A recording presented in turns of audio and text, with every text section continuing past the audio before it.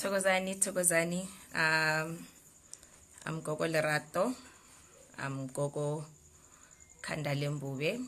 I'm Gogo Mapapela Pezulu. It's Monday and I'm a little bit late today. So excited. I have my first Twasa this year. So, it's just great to have Twasas because then you go back and you find yourself again. You remember how it was like when you were twassing and you do these things, and it's makobongo, it's all those sorts of things. So but she must never hear me say this. She's outside, we're making umkomboti, so we're making it in the fire, and a lot of exciting prep work to be done. So Tokoza Koko, we're going on Seporofeto. We're going on Seporofeto, and I couldn't decide which song to sing because I went to this weekend. It was so nice. What I am going to do is make the prophetic foundational prayer. All right. Harapeling. Tatarna mahudimo. Pitso la o le halaletswe ho tle moswa hao thato etse lefatsheng jwalo ka etswa le hodimo o re feka jene bo bebe o re lekane ba tsatsing le leng o re tshwarele melato rona jwalo ka o re tshwarela ba re setelwang o se re se mo le ko merulane ho ye mo be bane mosoko ha o le matla le khanye le khalelo jwale ka o sa feleng. Amen. Amen. Amen. Amen. Amen. I'm so used to singing amen, so I only really get it because now voice is chilling. I said I'm not singing, right? So Seporofeto. What can be said? I always try to narrow down my topics, but I've actually realized for a dinales so right, I'm going to start at the top. I'm going to start at my analogy that we are differentiations of one God, carrying different bodies, carrying different faces, carrying even different expressions. So these would be our personalities. So what does this have to do? Seporofeto. I will tell you guys, when I started to twasa, I had such a big problem with my Christian beliefs and my twassing process. I remember I would spend many nights crying. It was really difficult for me to adapt. It was so difficult to adjust to the person that I was, supposed to be now. I had my beads put on after so it's basically where baby daddy drums and that to get the lozi active, to get the lozi to hlehla on its own. So all in one weekend my life changed, and it was so difficult. I wasn't a healer because this had been a few days, but I was from a very Christian background, and I was so afraid of what Jesus Christ thought about this, because obviously if you're from a Christian family, we are largely deterred from going to CD Ngaka. We are largely, it's looked down upon. So it was so difficult for me. And I remember one night as I was lying in bed crying, a voice came to me and said, Zinigele, surrender. I didn't know that this was the night before my dlozi would erupt on its own the next day. But that night, the dream that I got was where I would see Gogo Kandalembube, or Gogo Mamjali, my Gogo. She came that night, and whenever she was wearing traditional clothing, she would come to me in a space that had no relativity. So in the dream would begin where it's pitch black. There's no top or bottom. There's no side to side. There's no nothing. There was no view. There was no view. There was no background. She would just come in complete darkness.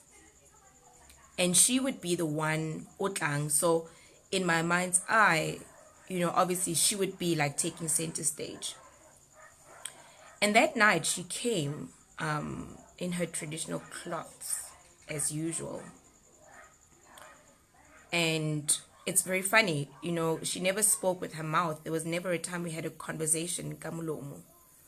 I would get impressions. So already that was the beginning of my dialogue and the beginning of my knowing that I have a prophetic gift. Except at the time I was still naive, so I didn't know this.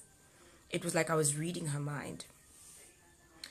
And I remember asking her, Gogo, what does Jesus Christ say about this? And the question she asked me was, well, it was like she was completing, my thoughts. She said, because you feel that he disapproves, right? And I said, yes, actually. And what she did was she knelt down in the absolute. I will call it the realm of the absolute because there was no relativity. She knelt down and suddenly I appeared in the dream as well, kneeling down. So, Nikimutokozisa in the dream. We both knelt down and she put her forehead to mine. I'll never forget this. So as I was tokozising her, from nowhere, from like literally the corner of my dream, came this white cloth flying. I mean, I don't know where this cloth came from. It just came flying in. And the cloth wrapped itself around her and me. And the answer that she gave was, this is Jesus. She actually said, Nangu Jesu. So that's actually my transition from Ubungoma into Seporofeto. I think I was shown that transition. But what was important about this was that now, okay, as the dream went on, I had Tuku Etsuyu and I had this big long cape. And suddenly, as I put the cape on, as the cape actually wrapped itself around me, then there started to be a background. A house, grass, chairs, furniture in her house. So now I was transported into her house. Now there was background. There was no longer the realm of the absolute. So, okay, so that's the one thing. So she actually gave me 2 lessons in that one dream.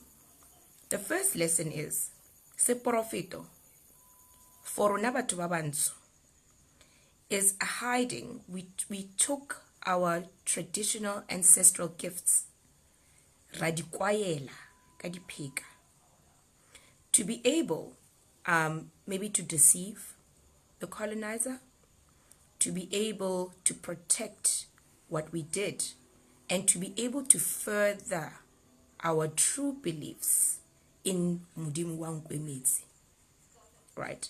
Because obviously with missionaries and the colonizing, Christianity now, we were the barbarians, we were the uncivilized who needed to learn Jesus and who needed to know the ways of the one true God.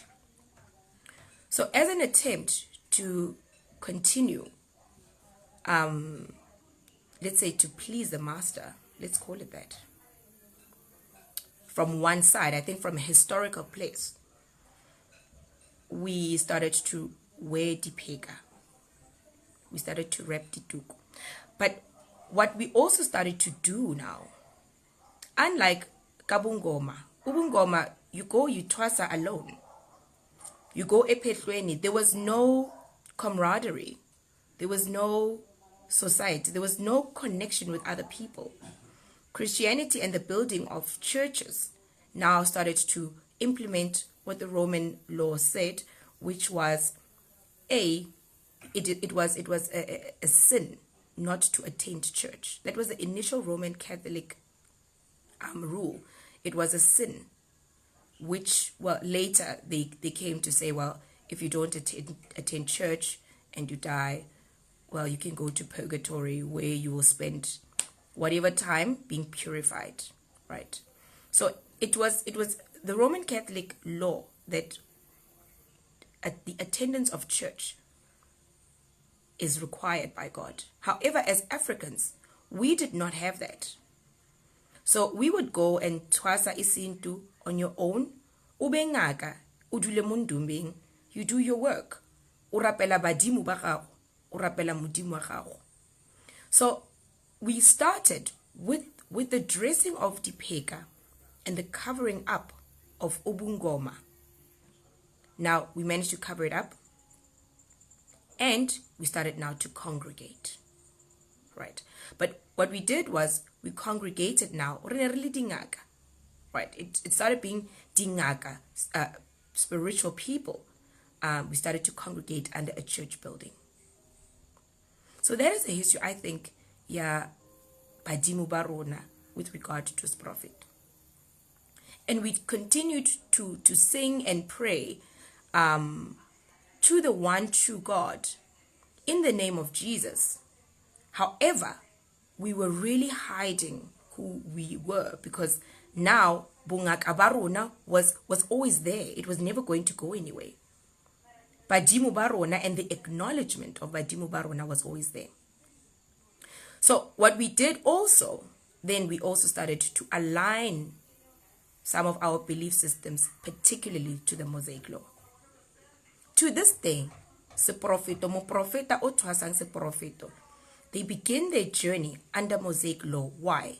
It's because that's the only place in the Bible where Badimu are required, right? So this would be Badimu ba Abraham, bo Ntatemogolo, bo Isaka, bo Jacobo. That is why even today, the Mosaic Law, despite how modernized we have become in believing in the Holy Spirit, the Mosaic Law will always remain with us. As Africans, we actually align more to it than anything else because of taba ya gore sentle Mosaic Law is a practice, is a way ne re dirisa gore re kgone go berekela badimo ba rona. So that is what my gogo taught me, and that it was mainly a covering.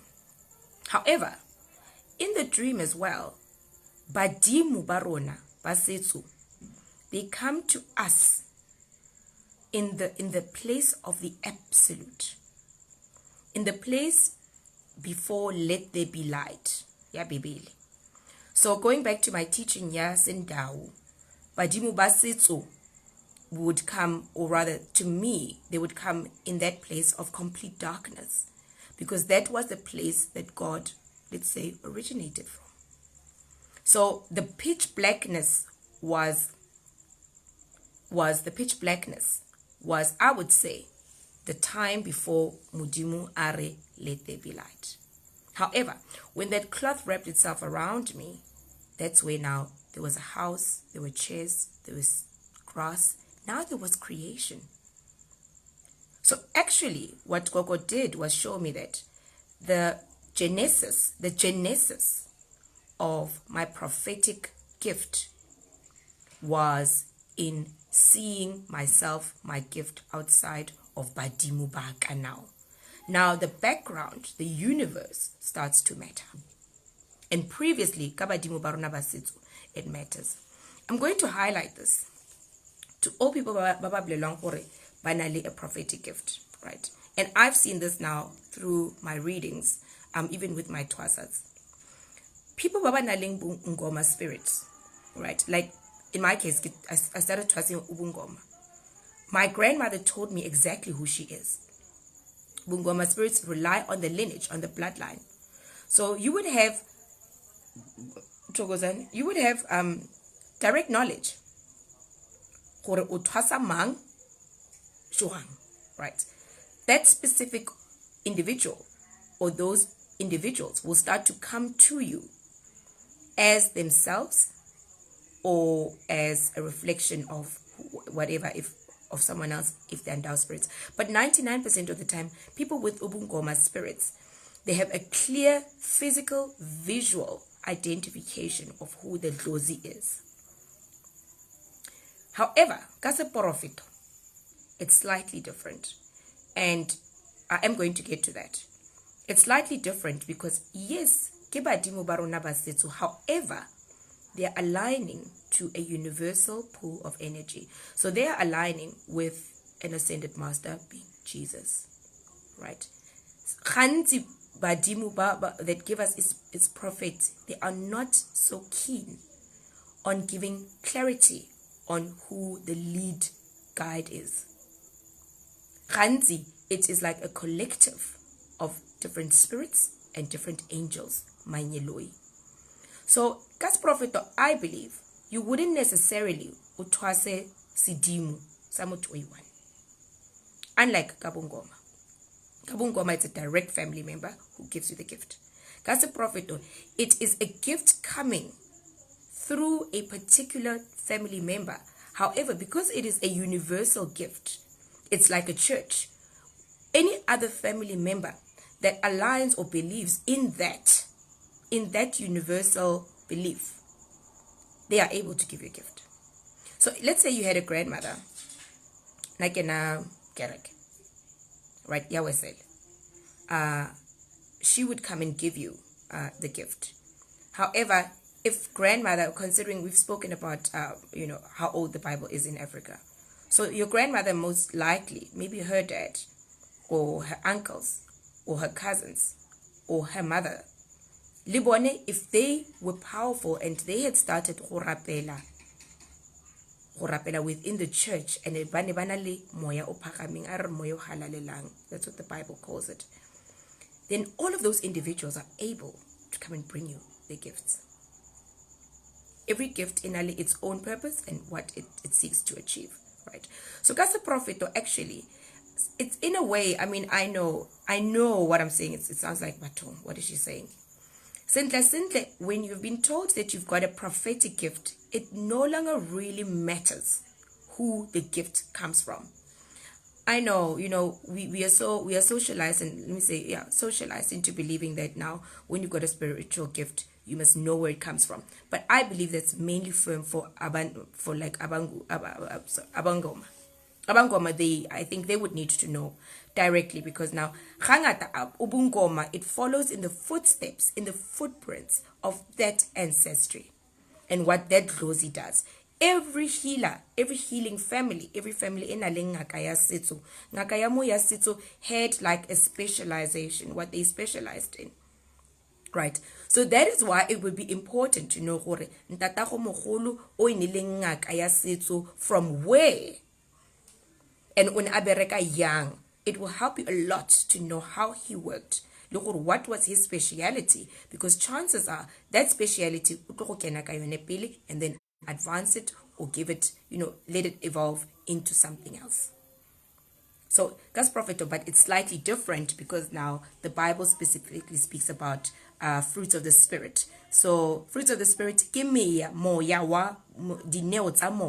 right? And there are many, right? Now I'm going to just go into talking in tongues. Ooh, this one is a bit controversial. Talking in tongues, I think the way that we have maybe adapted to it today, more in the modern churches, is like, well, if you speak in tongues, it's like you're speaking in the Spirit. The principle thing is founded on Ubungoma, by the way, if you really think about it. The principle of speaking in tongues is founded on Ubungoma. Abangoma, they would start to speak ancient languages from the ancestry. So actually talking in tongues is actually speaking a language. Yakaniti. Right? It's a real language most of the time. Yakaniti. However, because of where you are located geographically, those people wouldn't know it. And I've seen this with my husband, who speaks Isindao, right? He was not taught that language. He was not taught, how to speak in that. However, what the church has done, back to his prophet, we have now started to say we are speaking in tongues again. Unlike Kasitsu, you would be speaking in actual language. Seporofeto, in the churches, we almost fabricate these words, or we fabricate them. We would say fabricating, but it is some type of language, or it is some type of communication, right?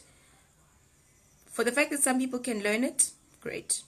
I actually had an issue with that many years ago when I would go to churches, New Age churches, and I would see people around me speaking in tongues, and I always used to ask myself, what is wrong with me? Why can I never do that? I mean, why can I never be that spiritual? So we in the New Age churches, we started to align speaking in tongues as being highly spiritual, but actually not. Actually not. It was yet again a masquerade or a shadow self of what Ubungoma achieves. So Abangoma, they do speak a real language, just not in the geographical place. All right. So I think I've spoken a lot about the foundations of Seporofeto. Listen, we'll never be able to finish this conversation, right? Now, we all know we've got different expressions, identifications of Seporofeto, but the most important thing that I want you guys to remember is that Seporofeto is actually just masqueraded Ubungoma, nothing more. All right, nothing more. But however, it's Ubungoma practiced in the universal sense. Right. So, okay, let's speak about the gifts, prophetic gifts. And I'm going to also speak about colors now. So we all know, we say, okay, we've got Istunya, right? What is that? I mean, yeah, we hear you've got Istunya, but what is it? Where does it come from? How did our ancients express Istunya? Let's say you were Umgoma. How does Istunya play a role? And I think I've said this over and over, that we must remember that the foundations of who we are as mankind is Moya. So Istunya, the foundation is Moya. However, I'm going to be very daring now and say that Istunya and Mundawasa Walokhoa, they have a lot in common.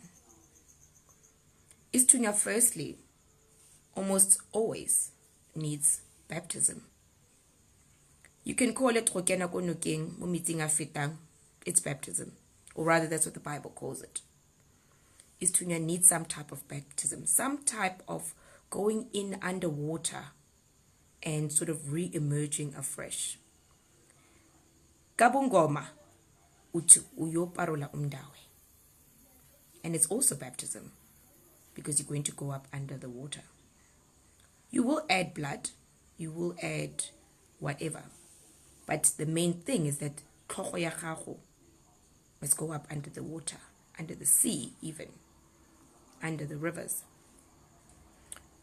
So baptism, it shows that it was always there amongst us Africans. You must put in mitzi, your head under the water, for gore upakamise Istunya. So why is then just like the Mdawalokhoa, lena obatla to go underwater? So we would say that to fetch your Istunya, to connect with Istunya, you've got to be underwater, right? But what is underwater? We spoke about the law of Darwinism last week and how we could say we actually come from the water. But also, Istunya, like Mdao wa Lekhoa, they need one thing. Sorry, I just keep repeating myself. I don't know why. My flow of thoughts.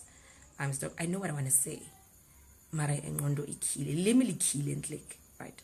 So now, Istunya kiseo sharp. Metikia, right? Our colonizers, our Mdawalokhoa came through the sea. A. B. If you look at slavery began top Africa, which would be your Ivory Coast, top and West Africa. They were close to the sea. So all the places that were close to the sea were colonized in one way or another, right? So Mundawaruna Walukua, as I've spoken about Mundawalukua and what their role would be, which would be to make good, make right the karmic debt, upon our people, right? Stunya then also now requires you to come in and useberekele kamitsi.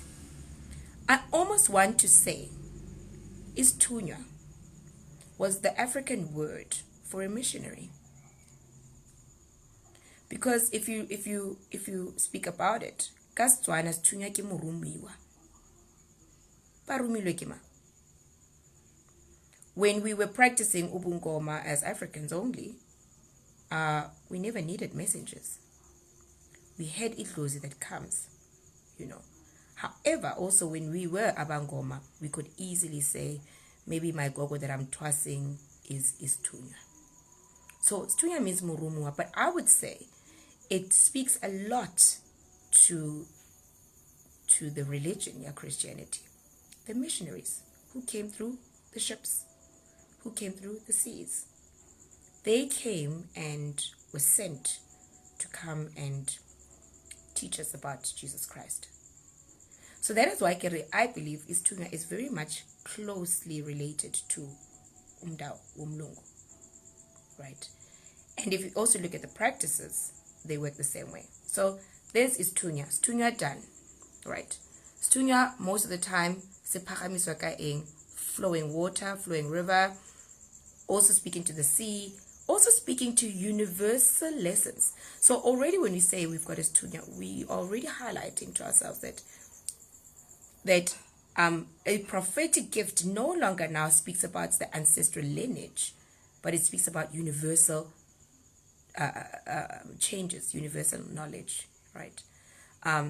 So that is why Istunya is in many different ways. All right. And then we've got, I know we speak about Amakosi, and when we speak about Amakosi, we speak about ancestral spirits, and you say, you've got Amakosi. But Ubukosi, Amakosi, basically royal spirits. I think sometimes you must just use these words practically. Amakosi is the spirits of royalty. Now, it is highly possible that through the migration of us as Africans through the continent, and also through Umda Womlungu, we would be experiencing Ubukosi because, obviously these guys are going to come, trek here and try to find the leader of the clan or the leader of the land, right? So there would be a lot of interaction between white people or, white traders and the kings or the chiefs of the villages. I also think that Amakosi would also be almost representing the white Ndao. I think so. Because the chiefs were the ones who participated in trade, who made trade agreements. Well, they were not aware that they would get enslaved later, but that's how it generally began, right? Amakosi as well, I feel, would be more the Xhosa people's way. Xhosa, I'm saying specifically Xhosa people's way of speaking about powerful water spirits. So these would be your mermaids, your mer serpents, your aquatic life, which we spoke about last week. So Amakosi Kibao. Or it could have easily been Amakosi as in you're acquiring Bohosi through now your ancestral lineage. Right? So Kibo Bohosi. Right? Bohosi, yes, we will say that, Amakosi, they would be, identified through Silalangwe, or rather Unkwe, that speaks about Amakosi. But I want to actually now maybe compare Ubungoma and his prophet. Ubungoma, most of the time, it makes sense to me that people would be spiritually inclined when they were leaders. So you would be spiritually inclined as a leader, because we did have kings and queens. So as a king being put on your throne to lead your people, it only makes sense or you are spiritually inclined, because there are certain rituals that were made to strengthen and to protect the bloodline. And also there would be a very strong connection to Sidimu of that place, Sabadimu. Right. But now in Seporofeto, or rather in the Bible, Amakhosi would be described as, we are now sons and daughters of the one true God. Now we are equal. Right. That's Seporofeto, now we are equal. So sometimes I hear people speak about Ubukhosi, and some people say that they are born of a royal bloodline. And I agree. However, I don't believe that Ibai, like Lisila Langwe, is particularly being born of a bloodline, because royalty, if you really think about it, there could have been many deviations through history, and there could have been many other things that could have happened, right? So you would be or not. It doesn't matter. It's few that do know that they were of royalty. In my case, I know specifically how I am related to royalty and who it is through who, right? But I guess maybe I'm lucky. All right, so we've got Stunya sorted. Mdao Mlungu sorted.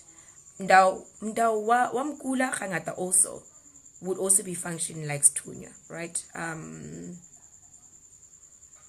then we have got now the ancestral prophetic gift, right? The ancestral prophetic gift would be now where you are tossing a dlozi. That was a ngaka, a traditional healer. But this dlozi has chosen to take the role of evolution and apply his prophecy today. Sometimes, if it is a close dlozi, a traditional healer, if you had a grandmother who was a traditional healer and she worked ubungoma, because Istunya no bungoma is like the njeti cloth, they need to balance out.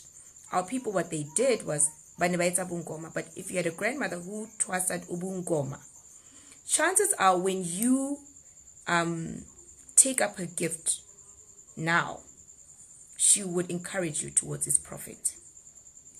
Because the karmic date behind ubungoma and sorting out the ancestral lineage is sorted. So now that gift on its own, it can function now and evolve, right? So that's also another way where we go into ancestral prophets. That's what I call them, ancestral prophets. Now it is a gift yabungoma, but it has chosen to evolve for whatever the reason, right? One of the reasons that I was given why I'm a prophet and why my gogo chose or allowed me to do his prophet was that she looked at my life, basically. So she wanted her gift to be most relevant to me, and so that I can apply it.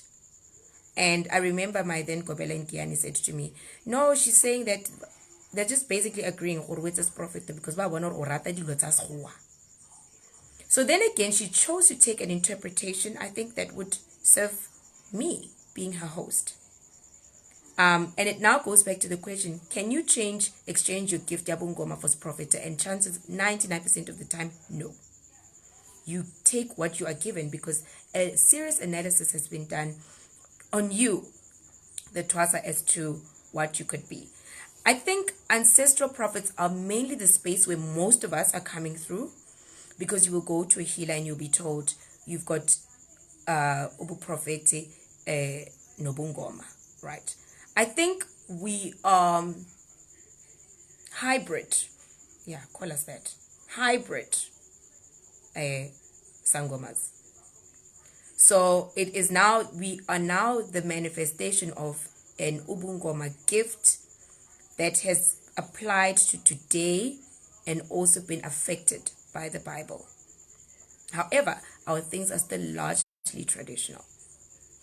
So that is where now the colors would come in. That is where the colors would come in. But I don't want to waste a lot of time on that because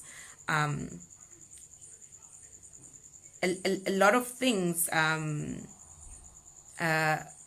Gogo Tsepiso, that is a very nice, interesting. It's a very interesting topic, and definitely I'm going to bring it up for next week. So now let's go into colors, right?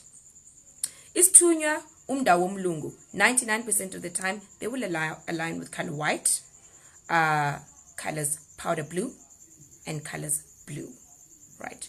These are all representations of the sea, of the water, of Kumitsi. But the primary color would be white, which would be purity, which would be Jesus Christ, right? As in my Gogo's dream, right? And then from color blue, now you get your Zionist spirits, which would be green. Now, what is very interesting, and this was something that I've only observed through people that come and have readings with me, or it's been divine knowledge been given to me.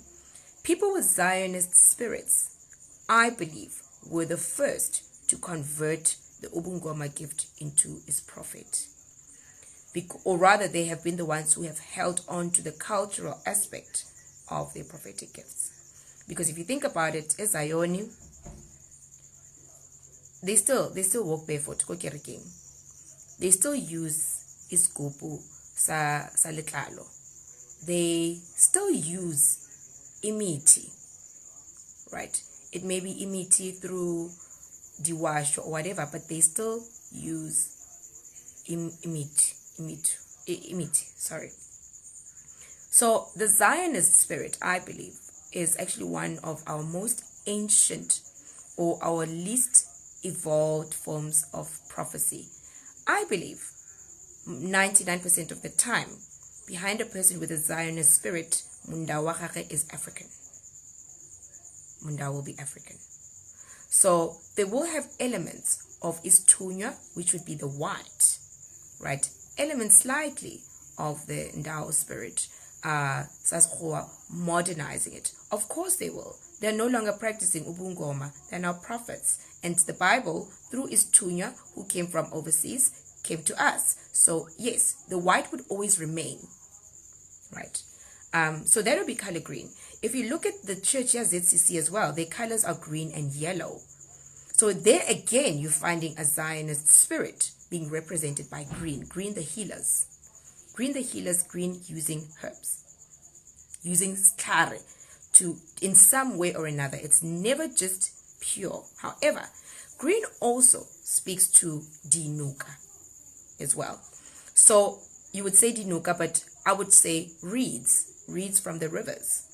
So bulele is like, I don't know what they call that slimy green thing in the rivers. Bulele would be very much used by people by Ubungoma, Zionist spirits. Water reeds, matlaka, plants near the river, stones in the river. Zionist spirits always, like Ubungoma, use an external thing to be able to transfer their healing. It's the same with ZCC. They are using ditaela, whether it's through coffee or whatever. Coffee originates naturally in Africa, so yes. There again, ZCC would fall under Zionists.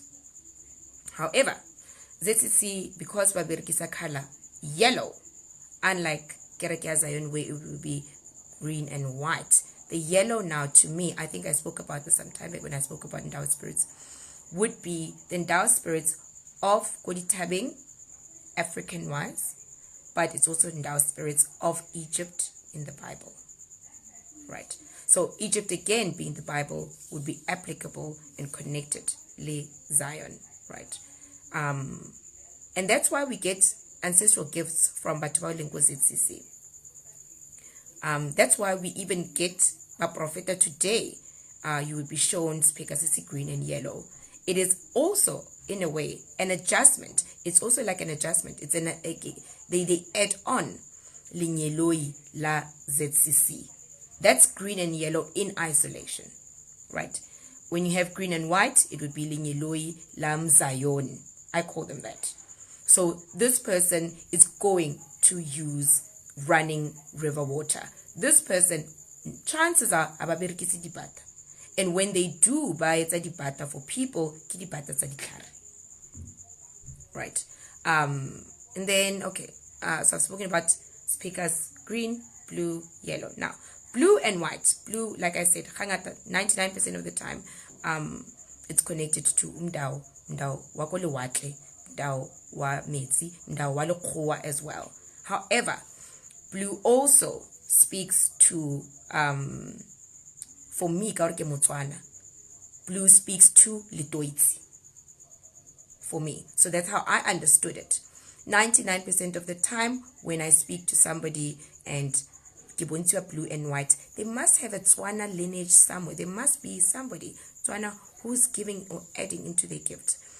I think also because Letoiti generally, I don't know how they came about this, Tswana, but if you look at it, ke seaparo. Right. But all of our clothes, by the way, all of Deepika and these cloths, they're all inspired by our traditional clothing, right?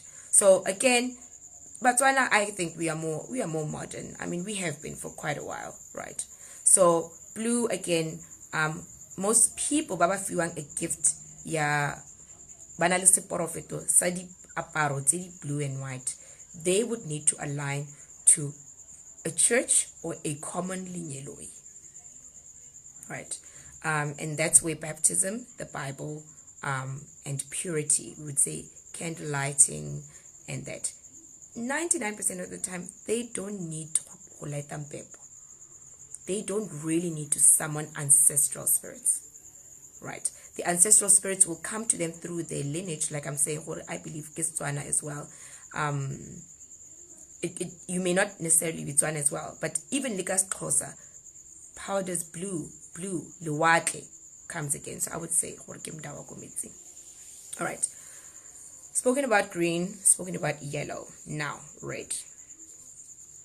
Red, I believe, is the modification of ubungoma. If you see speaker, Nazareta, anything a red, it's blood relative, yes. So that's where they would have a common element with ubungoma. You're getting this from a blood relative. You're getting this from a blood relative, whether you're a prophet or what. It means that there was a musability kwa yenu, or there was a profita kwa yenu. But it also can mean, or now, it is a mgoma relative ancestor that wants you to go into Seporofeto. And if you think about it, red and white again speaks to the Njeti. So now you would be going back and practicing Mudimu wa Nkwemetsi, but in the church aspect. Most of the time, color red would be speaking to sacrifice, would be speaking to dicheso, ditlhabelo, right? So what ubungoma does through Intwaso, the prophecy would have sicheso, or an altar where they will burn an animal, or they will slaughter an animal, use the blood on the altar and burn it, right? So which colors have I missed out? Okay, so these are the clothings: blue, yellow, white, and red. These are the basic primary colors. Everything else now comes up as you go higher, right? Red, blue, yellow, and white are also primary colors. So there again, you're finding primary colors. You're finding the 4 elements of lefatshe masqueraded as primary colors. That is why it would make sense go phakamisa Seporofeto got the 4 primary colors. Now I'm cheating. I'm giving you guys mega clues. All right. Why do we wear duku? Yes, Seporofeto. Then again, by the way, I will say this. As Africans, Kurwala duku has always been a sign of being a queen. It's always been a sign of being really high up. So specifically, duku was never new to us, but we use it also, through our prophecies, through our gift as a Seporofeto. We say that. But sintle re tlhompe lenyeloi, re tlhompa badimo ba rona. If you were married, urwala tuku ukupetsa magetla. Doesn't matter from which culture you come from. Now, what happens when you have got a prophetic gift but awanyalwa? Oh, sorry, my hands are just jittering. What happens when you've got a prophetic gift but awanyalwa? Why then should you wear speaker? Why then should you wear tuku? Now we're going to what I said to you, that we go and we get some of our gifts, we get them through lenyalo. We marry into the water spirits. We marry into, let's say, umnikazi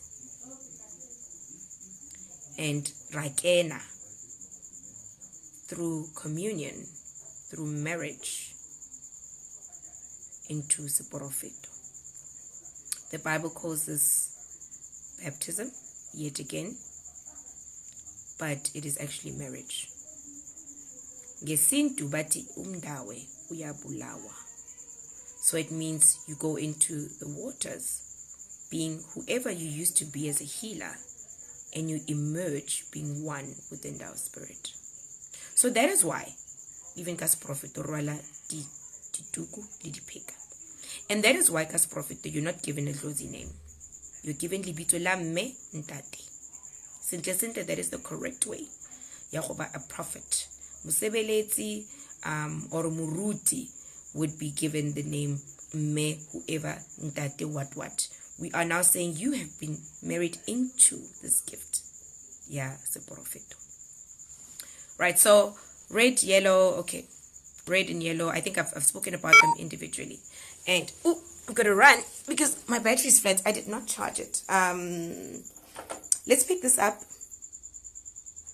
tomorrow morning. No. Let's pick this up in half an hour. I'm just going to complete this and it'll give me time. It's just like another 15 minutes that we need to complete. Togozani, my battery is going to come out. Togoz.